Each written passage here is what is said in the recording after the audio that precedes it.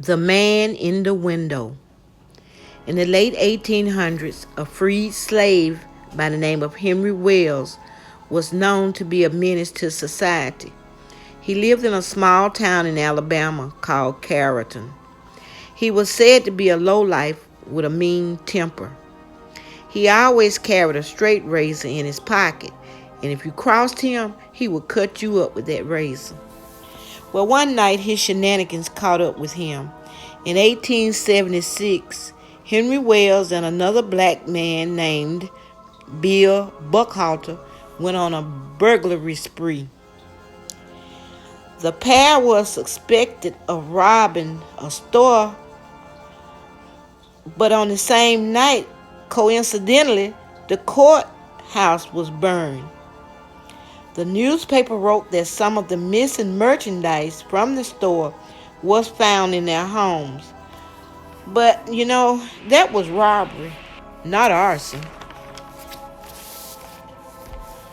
Nevertheless, because he was such a menace, the town people identified Wells as the person who burned down the courthouse. It's unclear why it took 14 months to arrest him.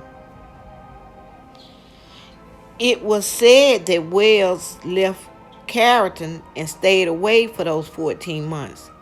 I don't know if Buckhalter was with him or not. In the meantime, a new courthouse was built. Buckhalter was arrested in January 1878. He confessed to the burglaries, but he said Wells was the one that burned down the courthouse. A few days later, after Buckhalter was arrested, Wells was immediately spotted and his whereabouts were reported to the sheriff.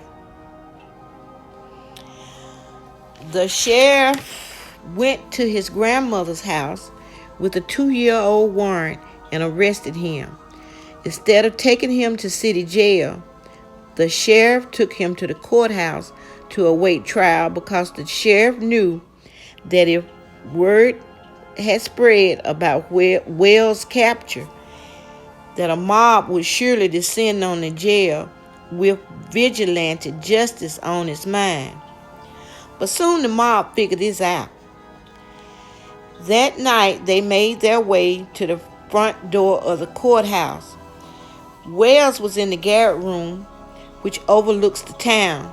He peered through the window and saw the advancing mob. It began to rain with thunder and lightning. Wells yelled, "I am innocent, and if you kill me, I will haunt you forever." At that point, the lightning struck the window that he was yelling from. The mob was not deterred, however. They reached Wells and began to beat him beyond all recognition. That morning, one of the men in the mob was passing by the courthouse and happened to look up at the garret window. He let out a terrifying scream as he yelled, "It's him!